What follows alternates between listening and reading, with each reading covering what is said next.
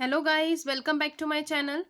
आज मैं आपको को पार्टनरशिप का टॉपिक स्टार्ट कराने जा रही हूँ। हम लोग जो चैप्टर कर रहे थे एचआरएम का, वो है हमारा स्पेशल इंसेंटिव का। हमने प्रॉफिट शेयरिंग वाला टॉपिक जो है वो कंप्लीट कर लिया था। अगर अभी आपने वो वीडियो नहीं देखा है तो आप जाकर देख सकते हैं। मैं प्लेलिस्ट की लिंक आपको डिस्क्रिप्शन बॉक्स में दे दूंगी। ठीक है। अब जो हमारा टॉपिक है को पार्टनरशिप, अब ये कहीं ना कहीं प्रॉफिट शेयरिंग से थोड़ा बहुत रिलेट करता है। ये बात मैंने पहले भी बताई थी जब मैं प्रॉफिट शेयरिंग बता रही थी। बट इसमें डिफरेंस क्या होता है आज हम वो देखेंगे। इसमें बोनस का, अगर हम जो बोनस का आगे का टॉपिक करेंगे तो उसमें किस तरह से कैलकुलेशन होता है, तो हम सब कुछ यहाँ पे वो डिस्कस करेंगे। ठीक है।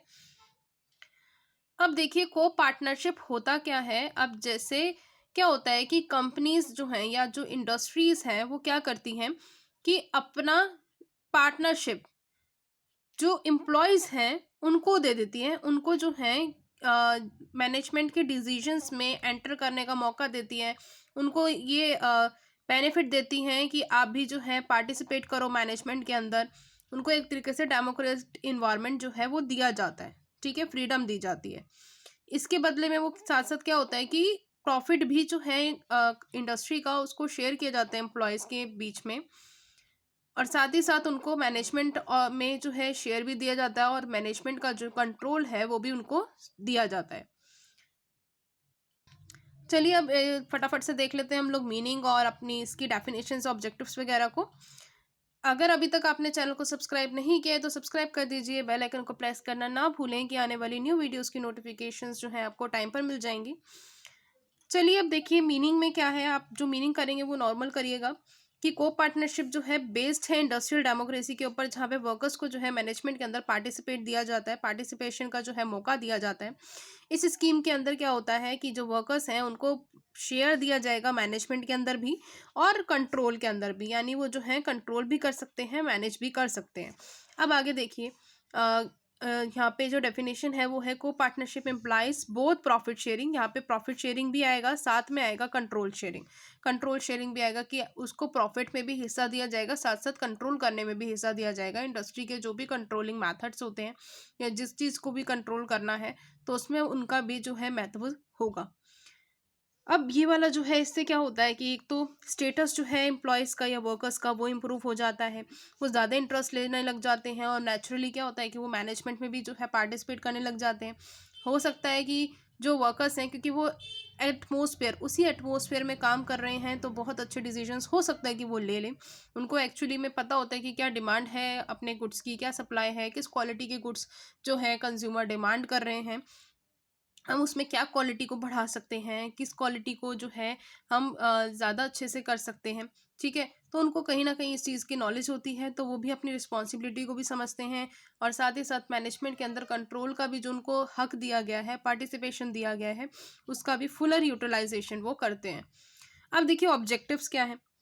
सबसे पहला है कि to promote increasing productivity in the interest of industry workers and society.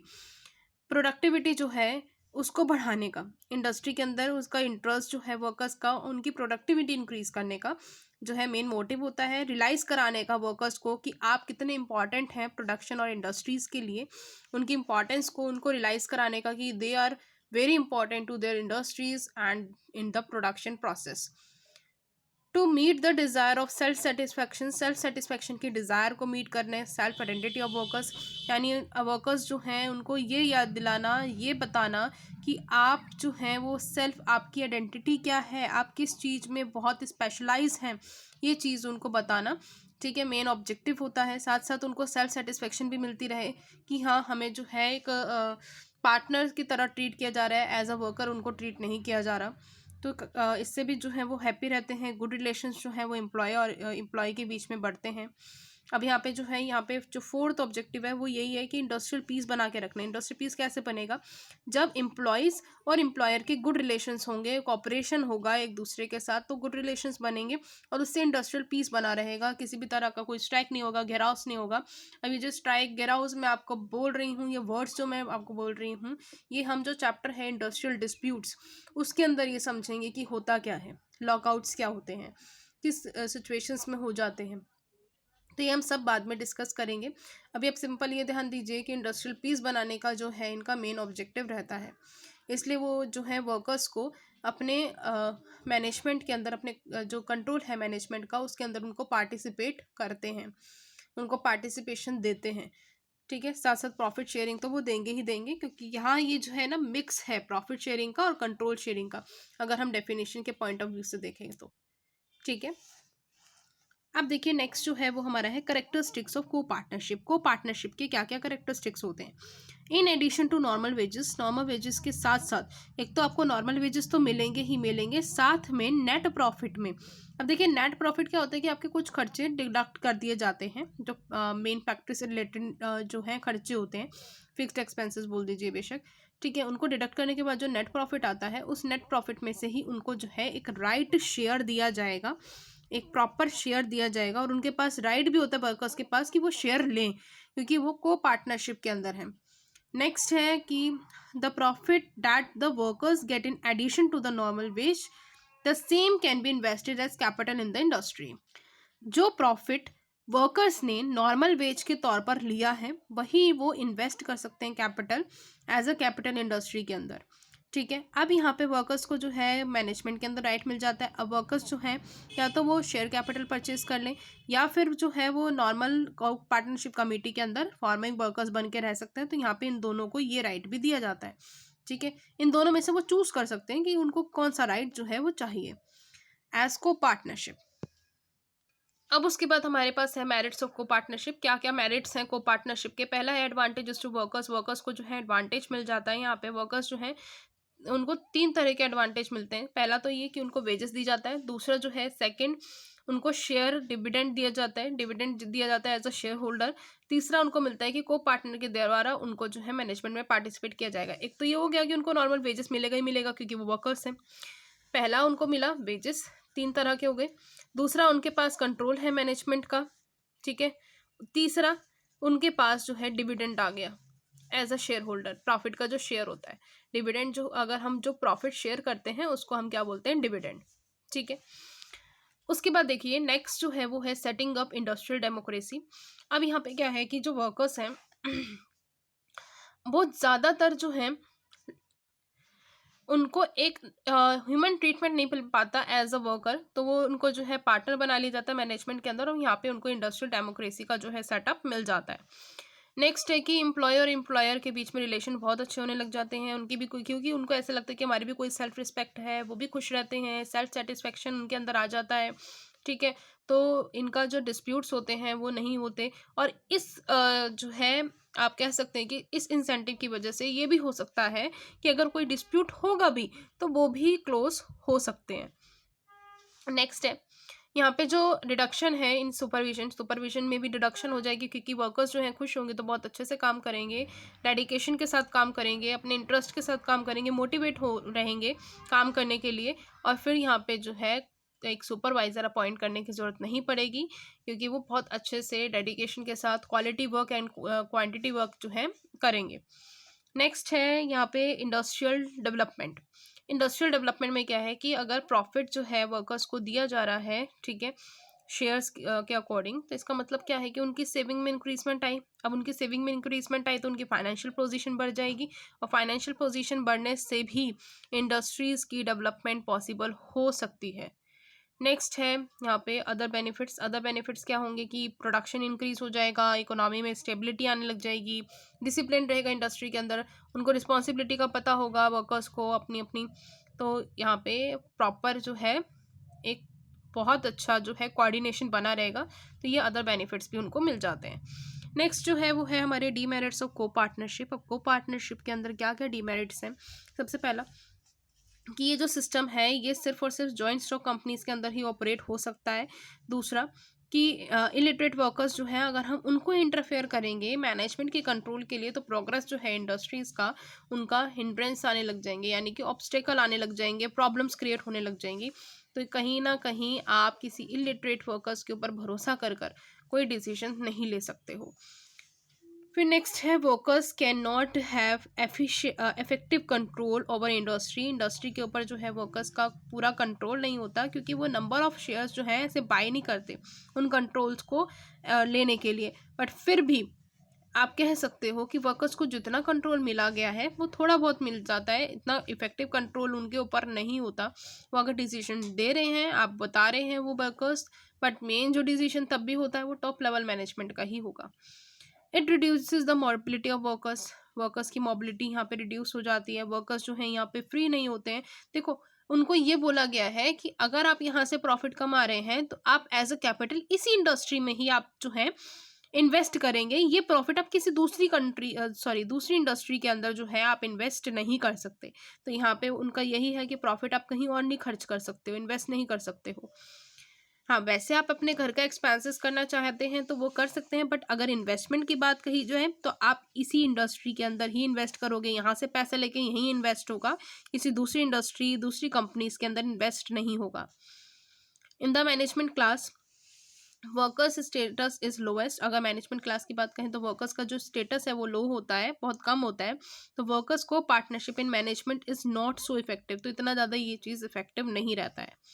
It weakens trade unions, ये जो है ट्रेड यूनियन को भी वीक कर देता है, क्योंकि ये दिखाता है कि हम लोग तो भाई ये प्रॉफिट भी अपना शेयर कर रहे हैं वर्कर्स के बीच में, और वर्कर्स को पूरी फैसिलिटी भी दी जा रही है, उनको मैनेजमेंट के अंदर पार्टिसिपेशन भी दिया जा रहा है, उनको कंट्रोल भी दिया जा रहा है, उनको पूरी पूरी अथॉरिटी हम लोग दे रहे हैं। बट ट्रेड यूनियन यहाँ पे फिर वीक पड़ जाता है। उसके बाद नेक्स्ट है बोनस। अब जो ये बोनस है, बोनस क्या होता है? अब ये भी एक इंसेंटिव है, एक एक्स्ट्रा पेमेंट जो है दी जाती है, मॉनेटरी पेमेंट वर्कर्स को in addition to their wages, उनके वेजेस में बढ़ा के। ठीक है, जो वो अच्छी सर्विसेज कर रहे हैं, वो जो आपको प्रॉपर सर्विसेज प्रोवाइड कर रहे हैं, उस सर्विसेज के रिगार्डिंग एक रिवॉर्ड दिया जाता है वर्कर्स को। ठीक है, और ये जो रिवॉर्ड होता है ये वेजेस के साथ दिया जाता है। वेजेस के साथ का मतलब है कि वेजेस अलग मिलेंगे और ये जो बोनस होता है ये अलग मिलता है। तो यहाँ पे अगर मैं डेफिनेशन की बात कहूँ या आपके मीनिंग की बात कहूँ तो मीनिंग यहाँ से आपका बहुत सही दे रखा है कि बोनस जो है मॉनेटरी पेमेंट है, जहाँ पे किया जाता है वर्कर्स को in addition to their good services. ये जो है प्रॉफिट जो भी ऑर्गेनाइजेशन अर्न करती है उसमें से दिया जाता है, और वर्कर्स जो हैं इस बोनस को अपना इंटीग्रल पार्ट मानते हैं, यानी बहुत इंपॉर्टेंट पार्ट मानते हैं वेजेस का। और यहाँ पे अगर पेमेंट जो है बोनस की दी जाती है तो इससे इंडस्ट्रियल प्रॉब्लम्स भी कभी कभी हो सकते हैं। क्यों हो सकते हैं, कैसे हो सकते हैं, हम अभी आगे डिस्कस करते हैं। अब देखिए हमारा जो यहाँ पे है meaning of bonus. Meaning of bonus के अंदर क्या है कि आप एक प्रॉपर डेफिनेशन नहीं दी हुई है बोनस की, आप किसी एक्ट के अंदर नहीं बोल सकते, क्योंकि जो पेमेंट होती है ना बोनस की, ये किसी एक्ट ने प्रॉपरली जो है डिफाइन नहीं की। बस इतना बोल रखा है कि ये एक रिवॉर्ड होता है, या आप कह सकते हैं एडिशनल सर्विसेज या स्पेशल सर्विसेज जो है वर्कर्स प्रोवाइड करते हैं, तो उसके बदले में ये रिवॉर्ड वर्कर्स को दिया जाता है। ये भी एक इंसेंटिव है।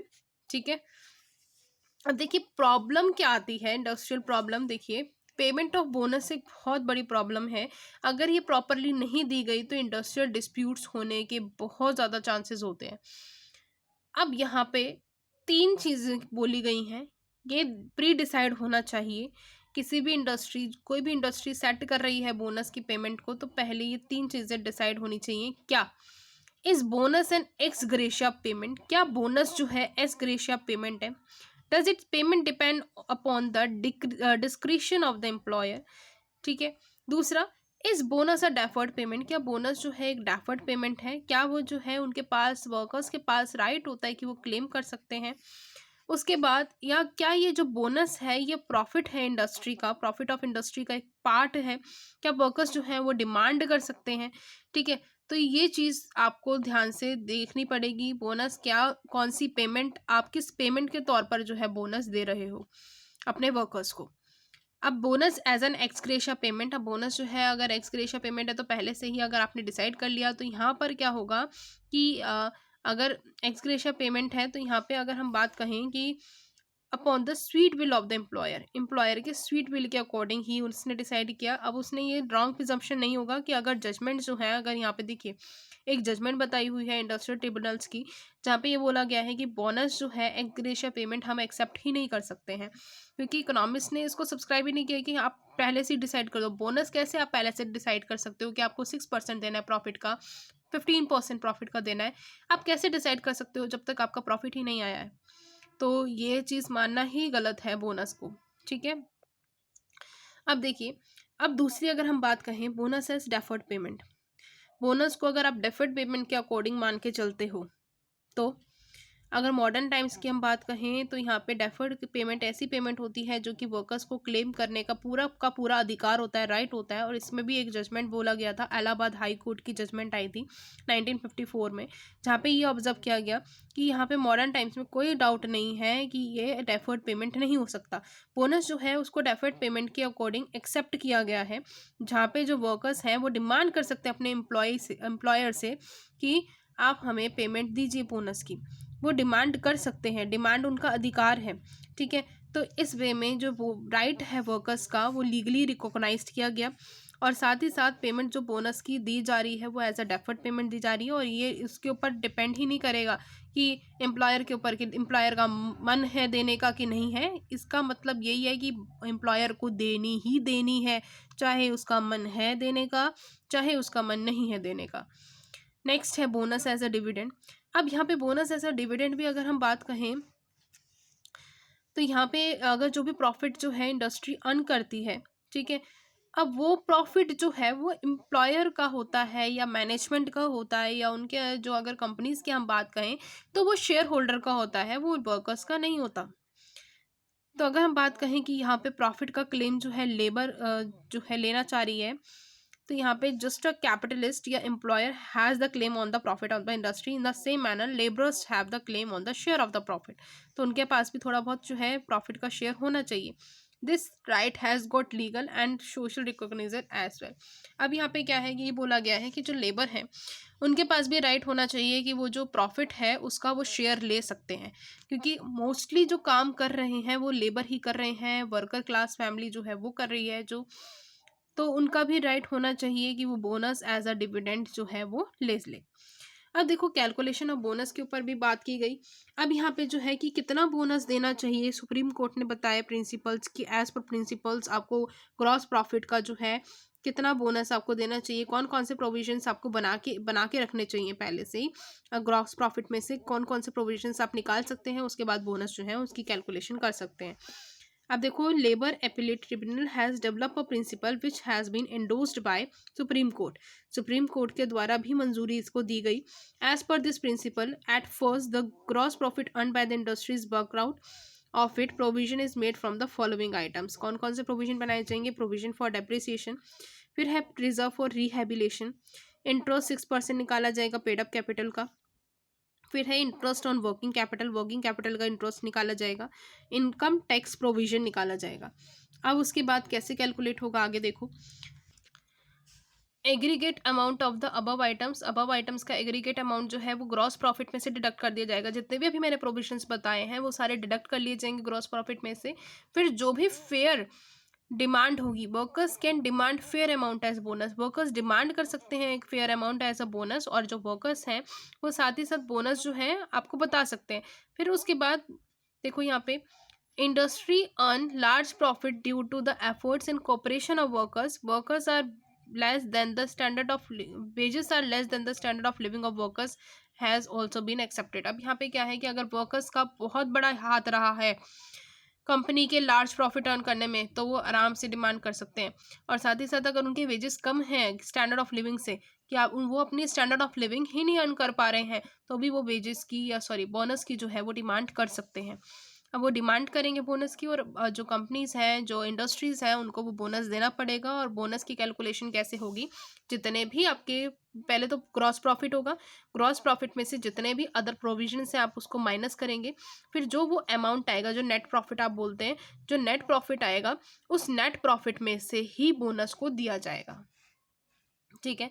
अब पेमेंट ऑफ बोनस एक्ट 1965 के अंदर क्या बोला गया, गवर्नमेंट ऑफ इंडिया ने बोनस कमीशन को अपॉइंट किया, जहाँ पे जो है प्रोविजंस बनाएंगी, ढंग से बताएंगी कि किस तरह से इंडस्ट्रियल डिस्प्यूट्स आप सॉल्व कर सकते हैं, कितना बोनस दे सकते हैं, ये सब कुछ जो है ये एक्ट जो है उसके अंदर जो कमीशंस हैं, बोनस कमीशंस, वो डिसाइड करेंगे। ये जो कमीशन है इसने जो है 24 जनवरी 1964 को जो है एक रिपोर्ट सबमिट करी थी गवर्नमेंट को, और गवर्नमेंट ने वो रिपोर्ट एक्सेप्ट करी थी, और उसमें कुछ अमेंडमेंट करके मई 29 1965 में फिर दोबारा गवर्नमेंट ने जो है एक पेमेंट जो है बोनस की वो इशू कर दी। फिर बाद में जो पेमेंट ऑफ बोनस एक्ट है 1965 में प्रॉपरली पास किया गया, और ये जो एक्ट है टाइम टू टाइम अमेंड भी होता रहता है। अब ये जो एक्ट है ये पूरी कंट्री में अप्लाई होता है, सिर्फ जम्मू एंड कश्मीर को छोड़ के।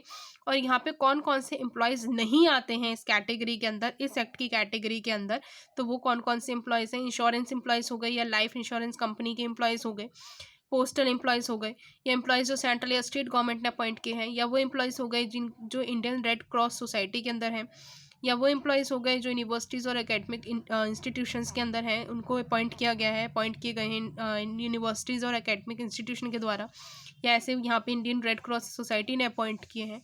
फिर वो एम्प्लॉयज़ हो गए जो आरबीआई ने की हैं, या आईएफसी ने की हैं, ठीक है, industrial finance corporation of India ने की है।